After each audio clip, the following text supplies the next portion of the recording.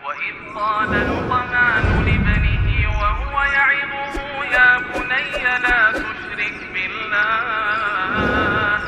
إن الشرك لظلم عظيم وإذ قال لقمان لابنه وهو يعظه يا بني لا تشرك بالله إن الشرك لظلم عظيم.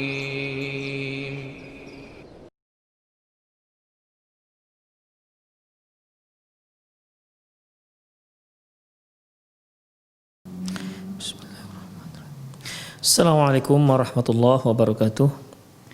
Innal hamdalillah nahmaduhu wa nasta'inuhu wa nastaghfiruh wa na'udzu billahi min shururi anfusina wa sayyiati a'malina may yahdihillahu fahuwal muhtadi wa may yudlil falan tajida lahu waliyyan mursyida. Asyhadu an la ilaha illallah wahdahu la syarika lah wa asyhadu anna Muhammadan 'abduhu wa rasuluhu alladzi la nabiyya ba'dah. Wa qala Allah subhanahu wa ta'ala ya ayyuhalladzina amanu taqullaha haqqa tuqatih wa la tamutunna illa wa antum muslimun. Ya ayyuhalladzina amanu taqullaha wa qulu qawlan sadida yuslih lakum a'malakum wa yaghfir lakum dhunubakum wa may yuti'illaha wa rasulahu faqad faza fawzan 'azima. Ya ayyuhan nasu taqu rabbakumul ladzi khalaqakum min nafsin wahidah wa khalaqa minha zawjaha wa batha minhuma rijalan katsiran wa nisaa'a wattaqullaha alladzi tasaaluna bihi wal arham innallaha kana 'alaikum raqiba.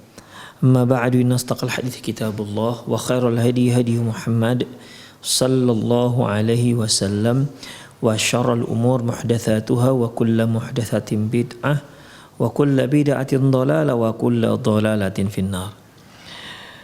Kaum muslimin dan kaum muslimat, para pemirsa Rosyad TV dan pendengar radio Medan Mengaji dimanapun Anda berada, alhamdulillah kita kembali bertemu dalam program acara Fatwa Seputar Anak, di mana di kajian lalu kita telah bahas sedikit, kita telah bahas dan menyinggung terkait dengan masalah kunyah. Seperti yang telah kita singgung, seperti yang telah kita katakan bahwasanya terkait dengan seseorang, bahwasanya seorang itu dia ini terkait dengan identitas ya. Dia punya nama, dia ada kunyah dan dia ada laqab. Ya, dia ada nama, kunyah dan laqab. Laqab itu julukan. Kemudian kita sudah bahas juga biasanya ataupun penyebutan kunyah itu ya, tujuannya yaitu untuk menghormati orang yang dipanggil. Bahkan ikhwah sudah kita singgung sedikit terkait dengan adanya seorang sahabat, adanya seorang anak kecil ya, adanya anak kecil di mana dia sudah dipanggil oleh Rasulullah SAW dengan kunyahnya yaitu Abu Umair. Di mana waktu itu ikhwah sahabat kecil ini dia memiliki seekor burung kecil ya yang biasa dia gunakan untuk mainan. Suatu hari burungnya ini mati dan hal itu membuat si Abu Umair ini menjadi sangat bersedih. Ketika Rasulullah SAW bertemu dengan dia juga masih terlihat bersedih. Makanya Rasulullah katakan, ya Aba Umair, madza fa'alan nughair? Wahai Abu Umair, apa yang telah dilakukan oleh si burung kecil tersebut terhadap dirimu? Artinya, kenapa apa yang dilakukan si burung kecil itu sampai kamu bersedih seperti ini? Demikian ikhwah.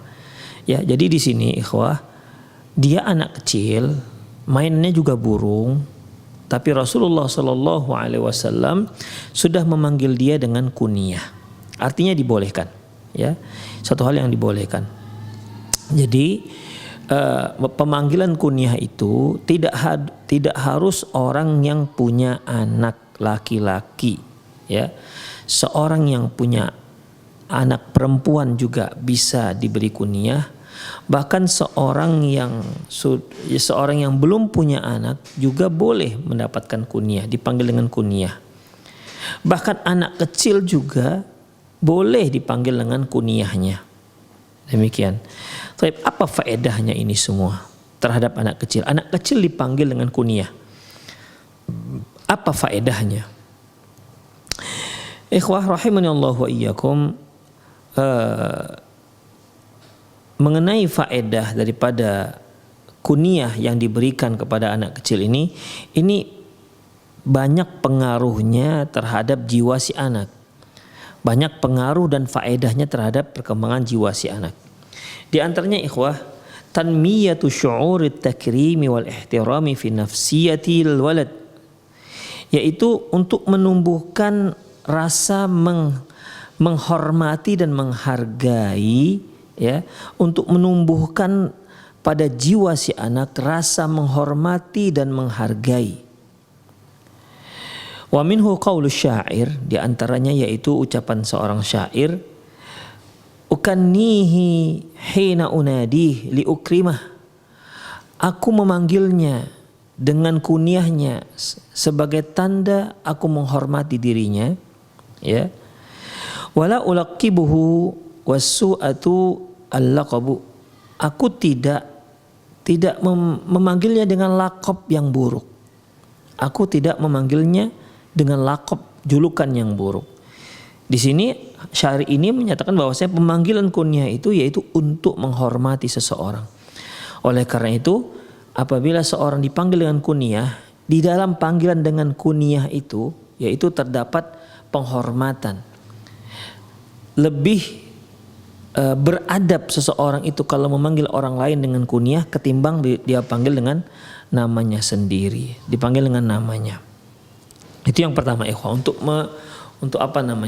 menimbulkan rasa menghargai orang lain, rasa menghormati orang lain.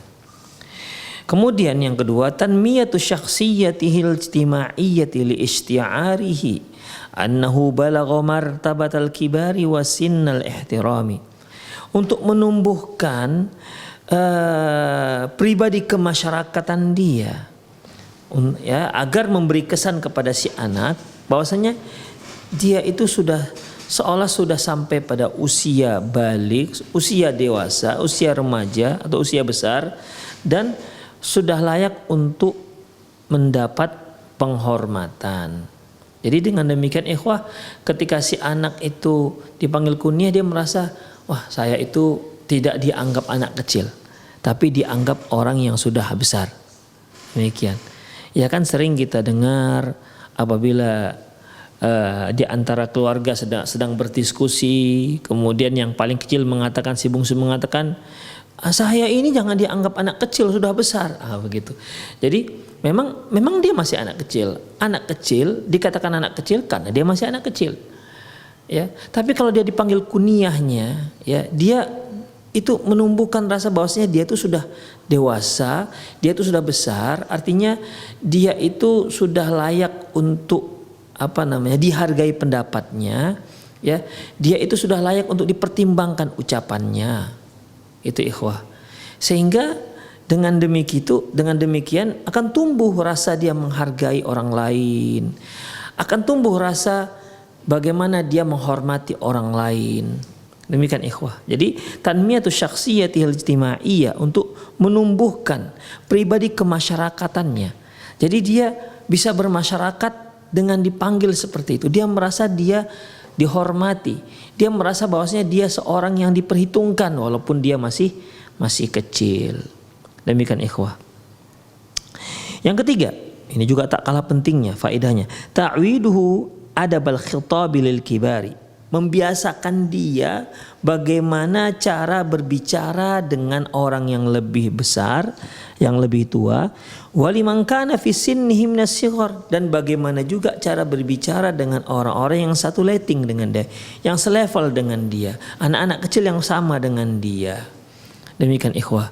Jadi ketika orang tua memanggil anak kecil itu dengan nama kunyah, itu sama seperti kita sedang mengajari dia agar menggunakan bahasa seperti ini ketika dia memanggil orang yang lebih tua. Demikian. Kalau kita di Indonesia, kebiasaan kita misalnya, ya, orang tua biasanya memanggil anaknya, kalau yang sulung dipanggillah anaknya abang, dipanggillah anaknya mas, padahal itu anaknya. Mengapa demikian ikhwah? Ya, ini artinya bukan si anak itu menjadi abangnya si orang tua, bukan. Tapi tujuannya bagaimana? Tujuannya agar panggilan ini ditiru oleh adik-adiknya. Itu dia. Dengan si adik ini dengan melihat orang tua memanggil abangnya mas, dengan memanggil abangnya abang, otomatis si adik juga akan ikut memanggil dengan panggilan yang sama. Demikian ikhwah. Demikian juga antara suami istri. Ya. Ketika mereka belum punya anak, mungkin panggil adik, panggil abang, bahkan panggil nama. Ya, si suami panggil nama. Tapi coba kita lihat ketika sudah mulai punya anak, itu akan berubah panggilan. Yang tadinya memanggil istri dengan panggilan adik, ya, dengan panggilan sayang misalnya, berubah dengan panggilan apa? Abi, umi, ya kan? Si istri yang tadinya memanggil suaminya abang atau mas, sekarang berubah memanggilnya menjadi abi. Si suami memanggil istrinya umi. Demikian. Itu bukan berarti si suami menganggap istrinya ibunya, dan bukan berarti si istri menganggap suaminya bapaknya, bukan itu maksudnya. Ya, itu mengajarkan si anak agar dia memanggil ibunya dengan kalimat ummi, agar si anak memanggil ayahnya dengan kalimat abi. Itu ikhwafiddin, ya. Makanya ketika seorang suami memanggil istrinya ummi, itu bukan zihar, ya. Itu bukan zihar. Karena bagaimanapun al-umuru bimaqasidiha. Al-umuru bimaqasidiha, ini sebuah kaidah fikih bahwasanya setiap urusan itu kita lihat apa tujuannya, maksudnya apa. Innamal a'malu binniyah. Amalan itu disertai dengan niat. Demikian. Jadi bukan si suami telah menganggap bahwasanya istrinya ibunya, bukan. Ya.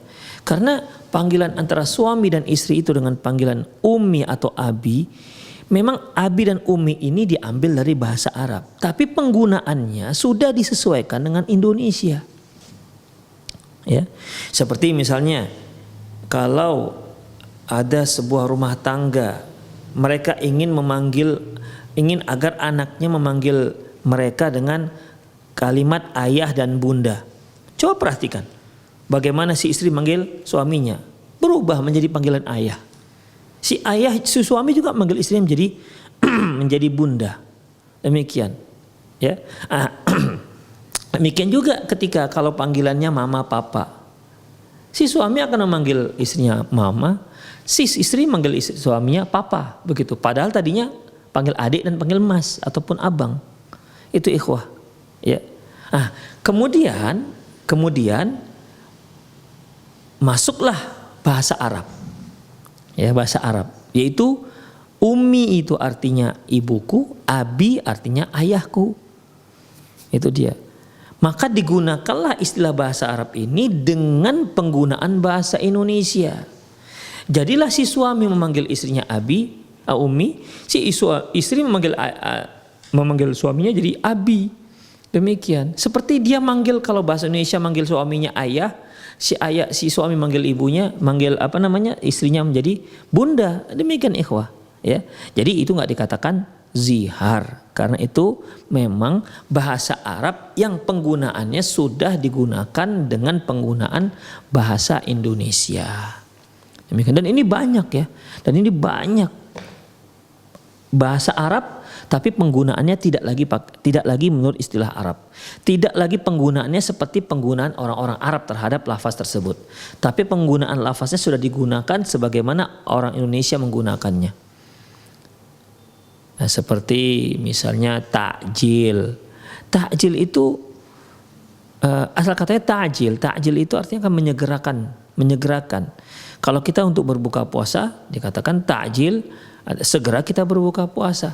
Tapi kalimat ta'jil ini ikhwas berasal dari Arab, tapi penggunaan lafaznya sudah disesuaikan dengan orang Indonesia.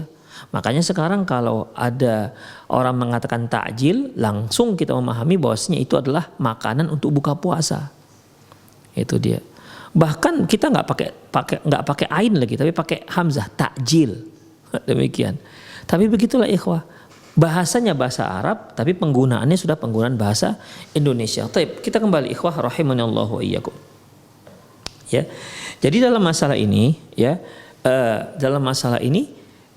untuk mengajarkan si anak bagaimana cara berinteraksi dengan orang tua, bagaimana cara memanggil orang tua. Ya, bagaimana cara memanggil orang tua. Karena salah satu adab seorang kepada orang lain yaitu bagaimana cara dia memanggil. Bagaimana cara dia memanggil akan diketahui seberapa adab seseorang terhadap orang lain. Misalnya ini kalau dia panggil abangnya dengan panggilan nama saja, tentu kan berbeda dengan seorang adik memanggil abangnya dengan kalimat abang. Demikian. Seorang abang memanggil adik dengan nama, itu akan berbeda kesannya kalau dia memanggil adik kepada adiknya. Misalnya nama adiknya misalnya di Aisyah misalnya, Aisyah. Si abang satu memanggilnya Aisyah, yang satu lagi memanggil di Aisyah, begitu. Kalimat di dalam bahasa Indonesia kalimat di Aisyah itu lebih lembut ketimbang memanggil tidak pakai kalimat di. Demikian. Jadi kesan ketika kita memanggil kalimat dengan di Aisyah itu ada rasa kasih sayang terhadap si adik. Itu dia. Si adik memanggil abangnya, abang fulan. Itu menunjukkan rasa hormat dia kepada abangnya. Demikian. Sama halnya dengan ini ikhwah. Ya, ketika Rasulullah SAW memanggil si anak itu, si anak kecil dengan kunyah, ya, supaya dia tahu bagaimana cara berinteraksi dalam panggilan. Ya. Bagaimana dia memanggil orang yang lebih tua dan bagaimana pula dia memanggil orang yang lebih muda atau yang seumuran dengan dia. Demikian ikhwah. Baik. Ikhwah rahimanallahu wa iyyakum. Berikutnya, tadi telah kita bahas bahwasanya memanggil kunyah dengan kunyah Abu Fulan, Ummu Fulan, ya, itu sebagai tanda penghormatan kita. Tadi dalam syair kan dikatakan ukannihi hina yunadi li ukrimahu, aku manggil dia dengan kunyah sebagai tanda penghormatanku kepadanya.